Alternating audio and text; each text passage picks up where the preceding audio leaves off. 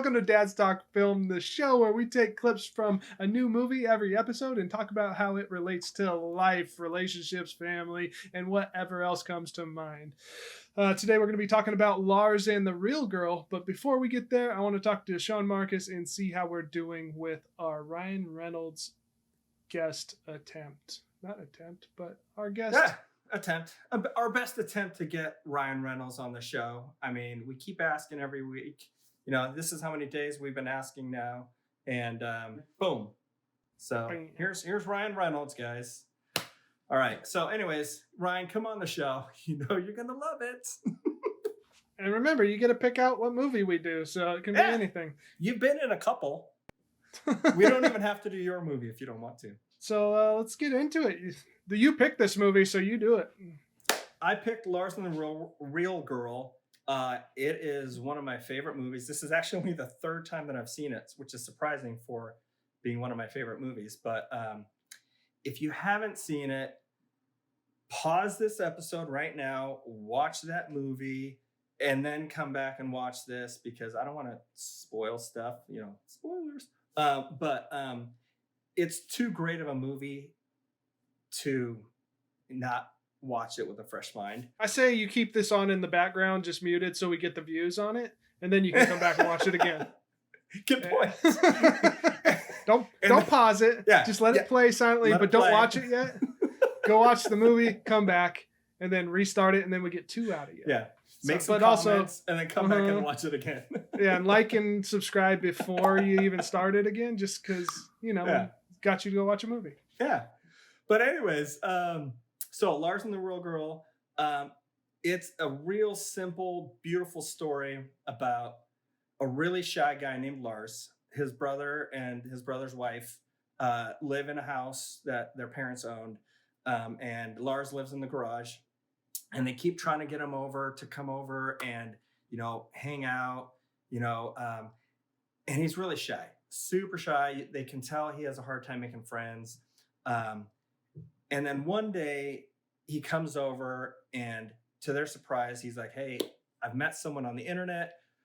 I want to bring her over. And they're just elated at the fact that he's opening up and bringing people into his life. So turns out the woman he's met on the internet is a real girl, as it's called, or love doll, sex doll, whatever you want to call it, blow up doll. It's one of those super realistic silicone $5,000 love dolls. I was like, this movie would be so much different if it was a blow up doll. Let's remake the movie Lars and the blow up doll. Yeah, it would be a totally different movie. But they are just floored. They don't understand how to process all this. They realize he has some sort of mental health issue. And the beautiful part of the story is how those two and the entire town embrace the situation. They realize he has a problem and they go along with it to bring him out of his shell and make him able to heal and move on with his life.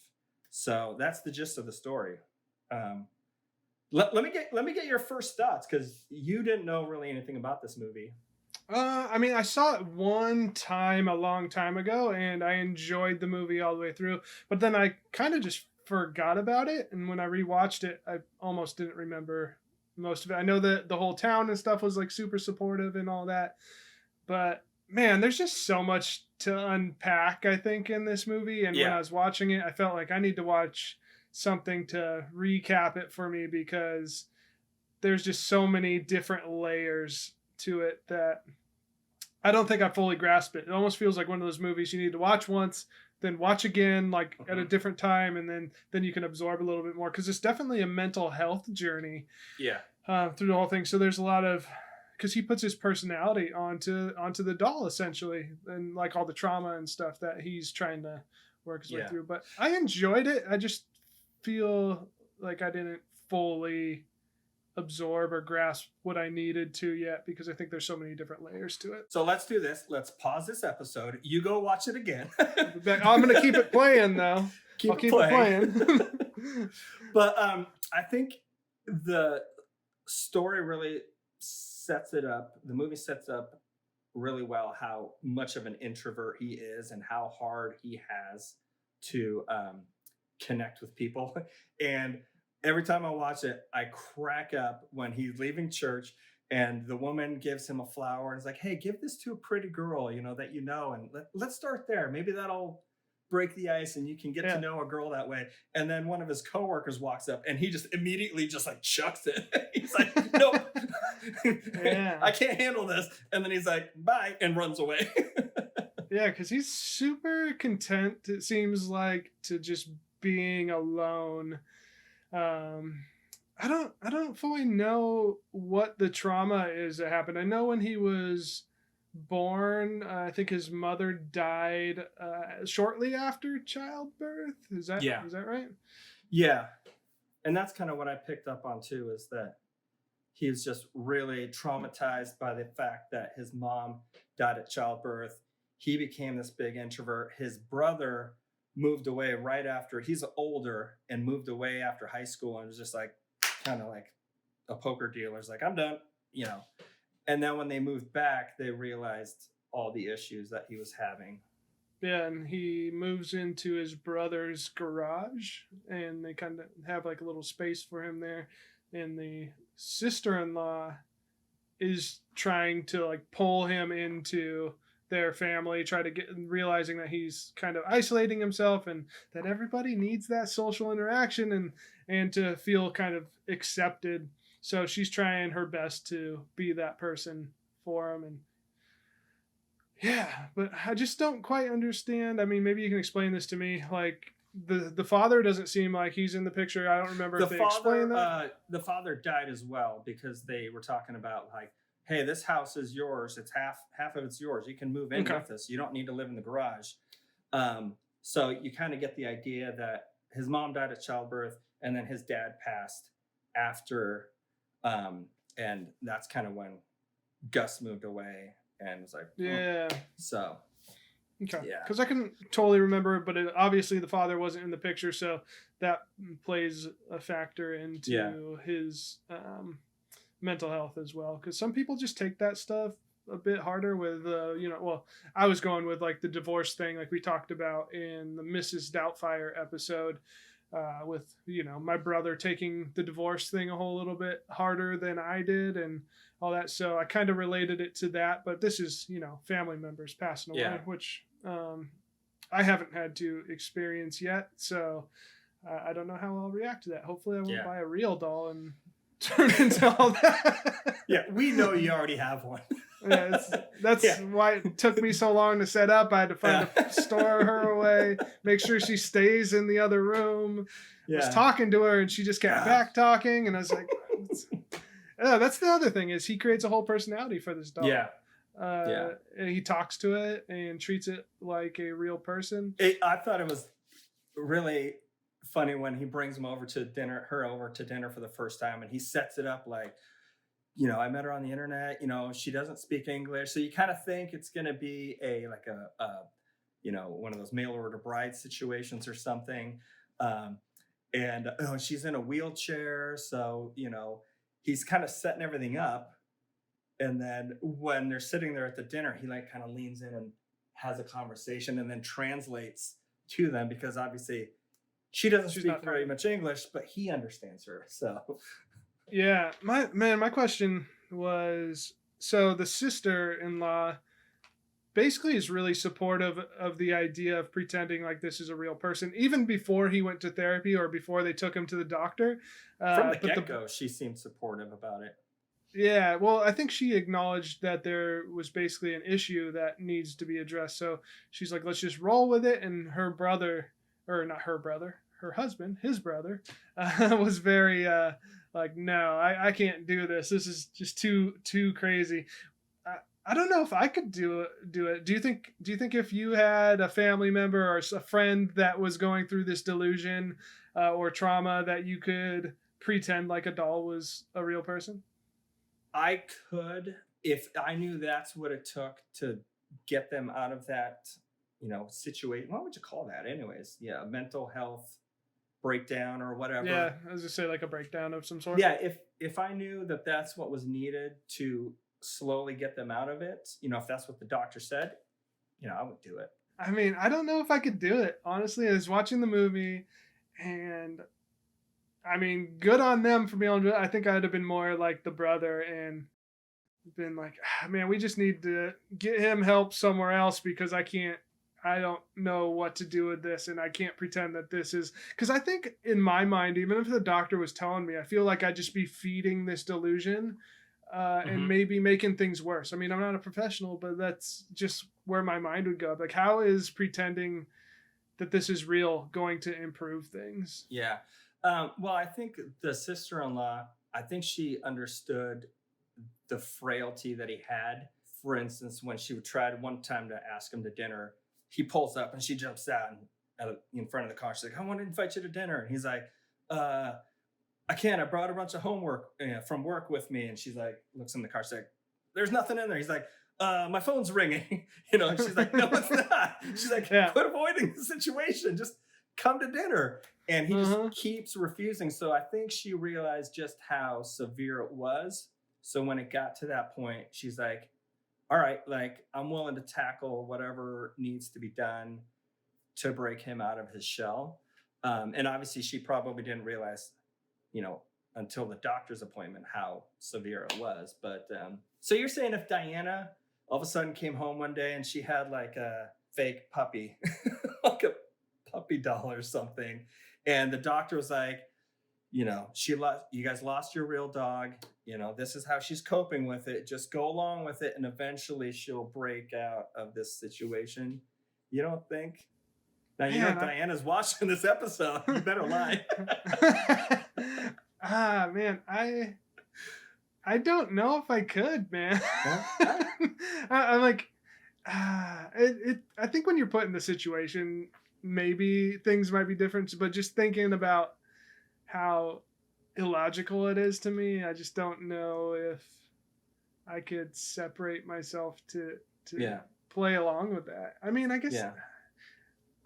I'd have to go into the mindset of treating it like a kid when they play with their toys, and then Yeah. you're just going along with that. But Well, it was fun at the dinner scene as well when it first introduced Bianca. That's her name, Bianca. When he first introduced Bianca, you could see the role reversal with him all of a sudden just being super talkative and engaging. I mean, he like tried on different sweaters and he's like, "Oh yeah, this one looks nice. This is what I want to wear." And sitting at dinner, he was very talkative and engaging with them. And his brother Gus is just like closed off and he's like, "I don't know how to handle this." So he's the one that kind of retreats. But mhm. eventually, you see him kind of come around and become supportive of the whole situation. I don't know if you noticed, his mom had made him like a baby blanket when he was a kid. Did you notice how he was always kind of wearing that like as like a comfort Yeah, it's kind of like his little thing? security blanket. Yeah, his little security blanket. Doesn't it like come off eventually? Yeah, as the movie progresses and he becomes more comfortable with everything, you see him not just wear it kind of less. He wears it from time to time, but he also passes it on to Bianca to make sure that Oh yeah. she's comfortable. And then you could kind of see that transition Hmm. happening of, him passing off his insecurities onto her. So you kind of get Yeah. this the feeling, then you start to understand that, okay, this is his crutch. This is what he's using to take all of his issues, insecurities, abandonment issues, all of that, and then pass that on to her so that she Yeah, can. in a way, the real doll was like an extension of his therapy. I guess now that I'm thinking about it, is he's constantly talking to her, and then he eventually starts arguing with her about certain things he doesn't like, and it's almost like he's just using that as a venting mechanism to say, "Here's the traumas I'm having. Like she has those, and we're working through that with her." So he's working through it in his own head. It's almost like an Mhm. extension of his own mind in a way. I But even thought the that, therapy sessions switch from yeah. her getting therapy to him just full on being in therapy. Well, that's what I really thought, man, that doctor she was good. Like she understood his situation, what was needed, and then used that situation to coax him into opening up and talking about his situation and his fears. Like, you don't really understand that he has a huge fear of being touched. And he says that she's like, well, it feels good to have someone give you a big hug. And he's like, no, it's not. It's painful. Like, They said it's like a burn. And then, she works through him by gently, slowly touching him and working up to that. So I thought she did such a good job of breaking him down. I mean, that's just like a good example of just what I don't know. It was like a doctor's type setting, I think, in this one, but like just how therapy and stuff works over time. It's not something that just happens overnight and you get one session. It's you slowly break down those barriers, whether that's mental barriers or which the physical touch thing was definitely still a mental barrier because he's like withholding his own insecurities. He's all bottled up, so doesn't want that contact from people. I don't know where the burning feeling actually really comes from though, besides like a mental aspect of it all, but like what the trauma is that causes you not to want to be touched but also still want to be involved in people, because we all need that social interaction and stuff too. So I thought it was as serious as this movie is, it's really like heartwarming and endearing and comical at the same time. Like they do a really good job. And back to the doctor's scene where Bianca's sitting there in like the waiting room and the brother and sister-in-law come out after talking to the doctor, and Lars has a little kid sitting in Bianca's lap, and the mom is just kind of like staring at he's just like, she loves kids, she's so good with kids. Oh yeah, that was a thing that happened in the movie though too, was not only did the brother and the sister-in-law eventually both go along with this whole thing, the whole like town had to go along with it. So there was a girl that was obviously interested in him at work, but I don't know if he just wasn't interested or was just still uncomfortable with social situations. But yeah, he brings the doll to a whole party and stuff. And it's interesting. You can see the discomfort that people have, but eventually people just kind of start going along with it. Pretty soon the host is dancing with the doll in the wheelchair and all that. So it's really nice to see how supportive the town was. And it's a small, I don't remember where it was. It's Minnesota or something, Wisconsin, somewhere cold. And you wouldn't expect a small town like that to be so, supportive and accepting of something so different like this. Yeah. Well, they supported it so much that she became a helpful part to each individual or to the town, which I think was part of their weaning process of getting him to separate from the doll and be able to be on his own. Like they were in the mall, I think is the first thing that happened. And one of the stores was like a clothing store. She was like, oh, would she be interested in a job? So I assume she was I think she just did the modeling, clothes modeling. She was basically a mannequin for the day, but that was able to get her to be gone for X amount of hours per day and let him go and learn how to like manage, but also still feel like he had something to come home to. But it got to the point where she's going to church, she's helping out with community service type stuff, and when I just watched a YouTube breakdown kind of it, and they go into all the delusions of it and whatnot. But the thing that I thought was interesting that I didn't necessarily pick up on was Bianca ends up serving a purpose for each individual person that she enters their life, whether that's the store or whether it's the community, going to the church stuff. So that's another thing I'd be interested to watch it over again, just to see, okay, like she's serving this purpose in his life, but how is she serving a purpose in everyone else's life? Because she's actually healing the whole town individually, which is kind of an interesting take that I didn't notice. Because I just was focused on him and how they were trying to wean him off of it, but also being supportive of him. But they all became very connected just to the doll themselves, to the point like getting her haircut and all that. They were having fun with it. And the sister-in-law, she kind of touched on that real well. Like, I'm taking her to her job, and she's helping out at the hospital and do this and that and at the church, and everyone is partaking and helping out, and we're doing it for you, Lars. That's what she's like. We're not doing it for anything else. We love you, and we want to help her through you. Yeah, because he or basically help you through her. I mean, yeah, because he's getting so mad. He's like, you guys are taking her away. She's like at work, and he's like arguing with her, kind of yelling at her in a very toxic way, or yelling at the doll. And even to the point where one of the neighbors like heard it, and she was going to take her to bingo night or something crazy, like a church thing or whatnot. And she's like, you don't ever talk to a woman like that, and standing up for the doll. But that's also a really good learning lesson for him, just with socializing with other people, because, he was like, kind of going down an abusive road, if he gets in a relationship later, to not be treating women or anybody like that. But again, when you're talking about her saying, we're doing this for you, the sister-in-law, he basically was saying, you guys are taking all of her time and thinking that nobody cares about him. And that's when she says, we've only been doing this for you.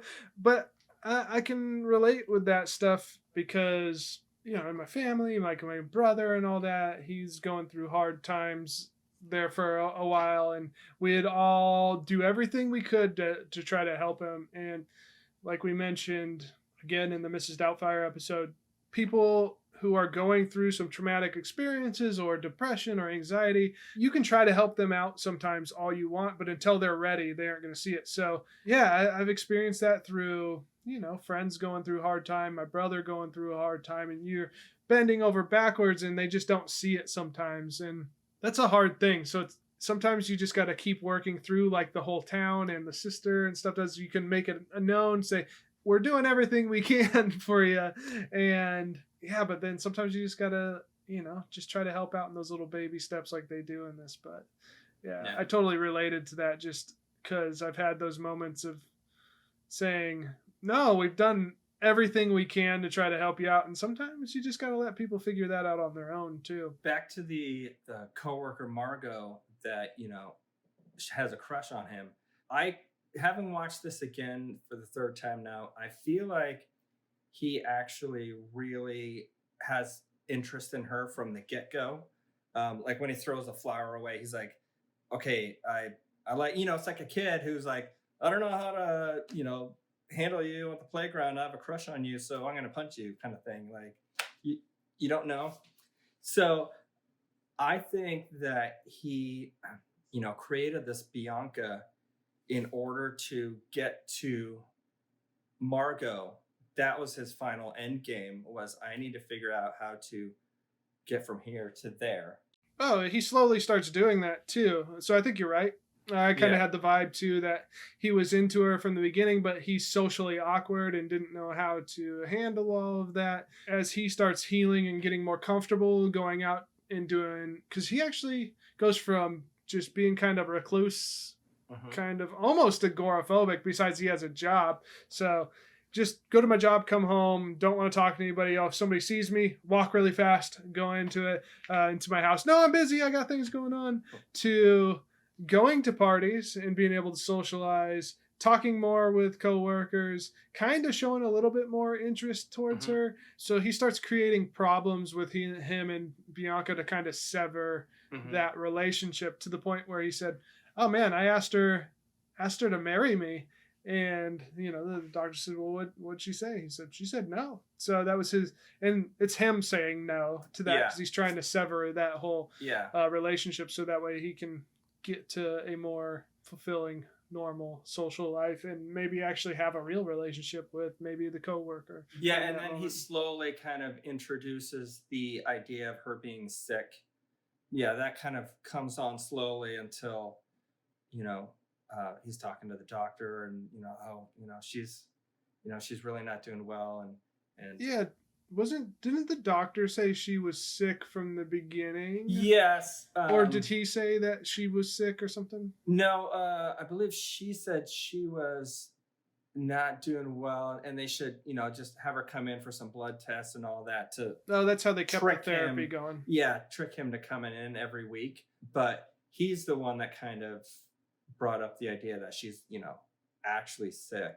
That was a good setup though for the doctor to set that up, because now it gave him something he could build on Yeah. and find an exit, and that's what he used Mhm. is the sickness. Oh man, she's not doing well, and then she's like basically dying. What did they do Ye- with the doll? Did they show what they did with the doll? I can't remember. I don't know. They just, she's dead. Toss it in the garbage. When he freaks out and he's like, the morning he starts screaming because she's unconscious. She's not moving. She's a sex doll. she doesn't move. She's unconscious. And they get an ambulance to come and they bring her to the hospital. And I'm like, I forgot. Because can they bill insurance for this? That was a funny. Not. That was a funny moment. Expense. Yeah, that was a funny moment though, because he's like, "Oh, she's unconscious and stuff," and then the sister-in-law's like, "What do we do? Call an ambulance!" And the brother's like, looking at her like, "Really?" She's like, "I don't know. I've never been through this." And then I think they probably called the doctor first and asked what they should do, but they of course got an ambulance and took her there because the doctor was at the hospital for it. So I think they just wheeled her in, and it's just crazy that they had the whole town like able to just go along with that. So. Yeah, and you see the ripple effect travel through the city of the concern. Like everyone's on the phone and they're spreading the word that Bianca's in the hospital and that Lars is probably going to need support. And then people show up, and it was beautiful to see. Did you cry in this movie? Did not cry. I cried. Not this third time, but I cried the first 2 times. It's definitely a touching movie, but yeah, I don't know. I think my personality of like, could I do this or hang out? Like, you're soulless. Accept this, I guess. I'm just like, inanimate object. I don't know. You're not gonna cry at the death of an inanimate sex doll? No, I mean, I was probably more sad about Wilson in Castaway than this sex doll. Wilson!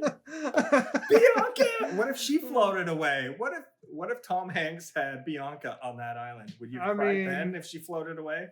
I think it probably would have been way better for him to have that than the little ball. At least he'd have a partner. So I'm accepting of Tom Hanks having a sex doll on an island alone, but I mean, because he's by himself. I mean, so there is a scenario where you would be accepting. Yeah, trapped on an island by yourself. All right, that's about it. Fair enough. I mean, I wonder if anybody bought him a new Wilson for Christmas or something. Whatever, different movie. I wonder how many Wilson volleyballs Tom Hanks has signed in his day as autographs. He's probably still has to do it and is probably still tired of it. Yeah. Speaking of Tom Hanks, did you see someone was at a restaurant and they fell asleep at their table, and when they woke up, they saw later on their phone pictures, selfies that Tom Hanks had taken, like eating his fries or something like that, and then just leaving. Yeah, I think it's something that he's done a few times, I want to say, where I've seen other celebrities do it. But yeah, passed out, does like a selfie with their phone, so then when they go through their phone later, they're like, is that Tom Hanks? Bill Murray is like notorious for stuff like that. Like randomly showing up at a college party and like doing dishes so that there's enough glassware to go around, and like there's a whole documentary on all this. Yeah, I watched that. Yeah, that was great. Yeah, it's pretty great. He kind of takes the whole just go with the flow thing. There's like there's a comedy thing that they do for improv that you just kind of roll with what's happening, and you don't say no or something. I don't know. Yeah. But he takes that into his life, and it just takes him on all kinds of adventures. Yeah. But I thought a nice you can see a nice progression of him healing and his interest for Margot grow more and more when they went out on that first date to go bowling, and but then also the when she had a boyfriend, you could see like the jealousy kind of stirring him, and I think that kind of woke him up a little bit and said, okay, Hmm. I gotta get this ball rolling, and I gotta step this up because I'm gonna lose Margot if I don't. So I feel like that's kind of what kicked it into higher gear as well. Yeah. I'm just surprised that she would even try to date him after he brought Yeah, the doll and stuff. And like, I just she don't was know if I could. probably yeah, she was the most understanding, I would say, of anybody. Yeah, I mean, probably next to the sister-in-law, Yeah.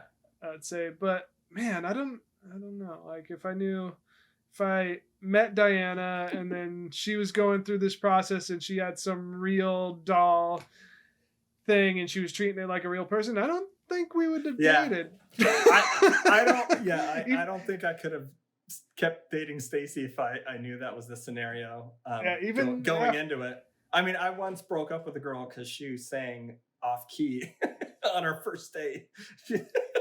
I was like, ugh, she's tone deaf. I can't date her. oh man. Yeah. You don't want to hear me sing then. Might just end this show. I'm all ears. All right, not happening. I know my Come on, limits. Mariah Carey. That's why I played guitar, not didn't sing. So, but yeah, I don't think I could watch somebody go through that and then be like, yeah, I think I want to dive into your delusions with you. Yeah. Some people are more understanding than me, I guess, though. Or There was a funny scene where Ryan Gosling, see, another Ryan, the internet is full of them. There is a funny scene where Ryan, so Lars walks out and steps out onto the front porch, and he's wearing like a flowered shirt and I don't know if it's like a nightshirt or something, and his hair is just all greasy and disheveled. And I'm like, he's a good looking dude. If he can look that bad, then there's hope for everybody else. Yeah. But back to the whole scene of him deciding that she's dying and that he's ready to move on. I mean, I thought that was pretty touching. I'm surprised you didn't cry because, it was pretty endearing. He's letting go of something so close to him so that he could blossom. Just like Enemy Mine didn't touch you. Like this one was a good movie, but it didn't pull on those heartstrings. For me. I will say though, the week that we did Enemy Mine, we were at dinner at my mother-in-law's, and not just Stacy's brother. He's like, I love Enemy Mine. My mother-in-law Janice was like, oh, Enemy Mine, that's a great movie. I was like, who are you people? See? It's garbage. There's like a whole little cult following that I didn't even know about. So. Yeah, I guess so. You're like, unfortunately. Maybe you start a YouTube channel just about Enemy Mine. Only Enemy Mine. Yeah. I learned the Drac language and everything, and then... Well, if people can learn Klingon, you can learn Drac. How long did they have to go along with this real doll thing? Does it say a time frame? I would say, she hadn't given birth yet. So I would be willing to guess that it was probably 3 to 6 months, maybe. I also think another thing that triggered him was the fact that she was pregnant, and knowing that his mother died at childbirth. I think that also stirred everything up. And yeah, he had a legit fear that she was going to die when she gave birth.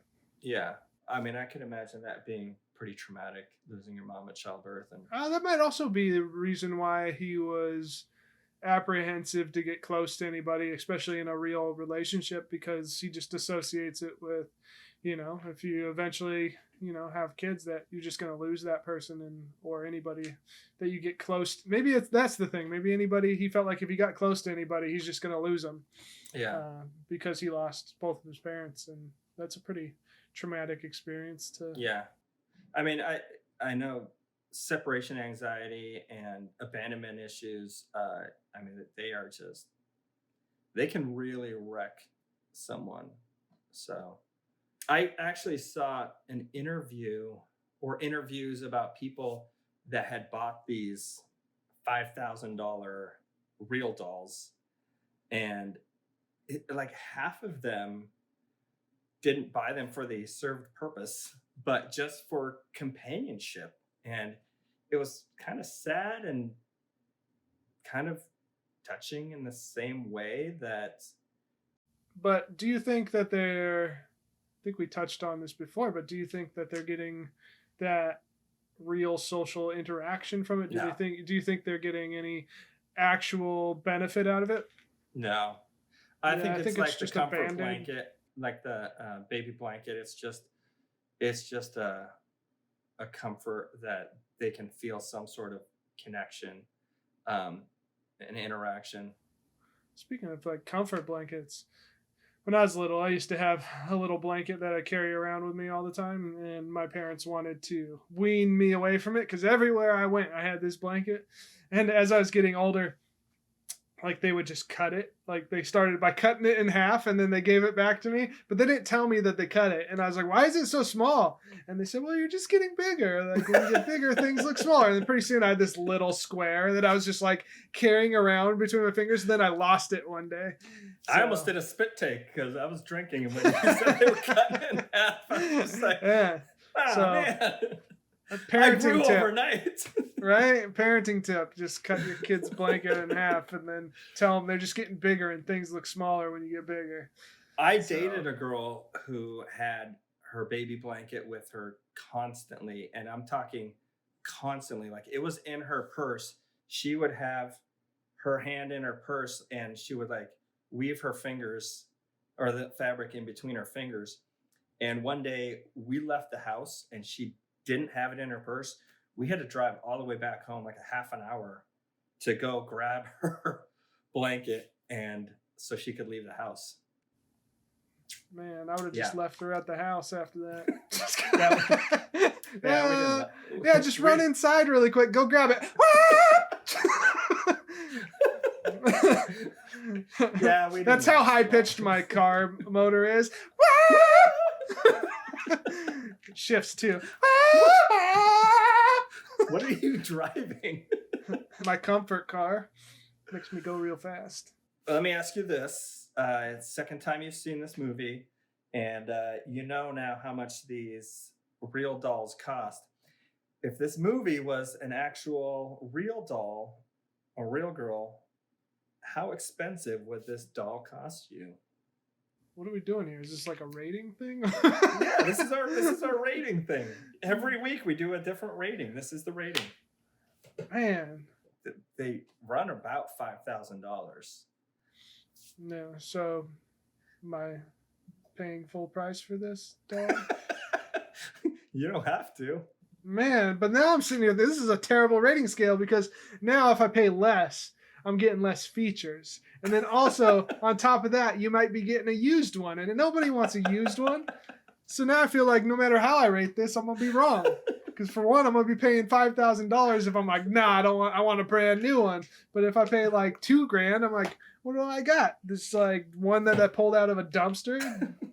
You don't want a discounted real dolls, that's what you're saying? You You didn't pick this one up at Goodwill. No, man. I'm going bargain bin, new. I'm probably only going to pay like $2,000 for this thing. $2,000? Okay. For the 2 times I've watched it. All right. Well, see, I'm actually going to pay more. I would pay more than the suggested retail price. I'm going, because this is actually probably, I would say, of drama movies, this is probably in my top 10, I would say. Just because I think it's a beautiful story and it's well done, well acted. I would put this at a $6,000. I'm paying a premium price for this. Dang, this paying, you're getting custom features on this Yeah. thing. Mm-hmm. Comes with like multiple outfits or something. I Yeah. don't know. So he's got the ergonomic features. You get in the wheelchair too, or what? No, wheelchair sold separately, like batteries. Yeah. All right. Well, yeah, this has been our episode for the week. And I hope you guys enjoyed it. And Make sure you like, subscribe, hit up all of our social media stuff. You know it all. Cool. Thanks for watching. Watch it and tell your friends. And tell Ryan Reynolds. Yeah. That's who we really want you to tell is Ryan Reynolds. Tell Ryan to watch this show. Mm-hmm. Tell him to watch all the episodes. Except for the bad ones. There are no bad ones. But if there were, tell him not to watch those. Yeah. All right. Peace. All right. See you guys.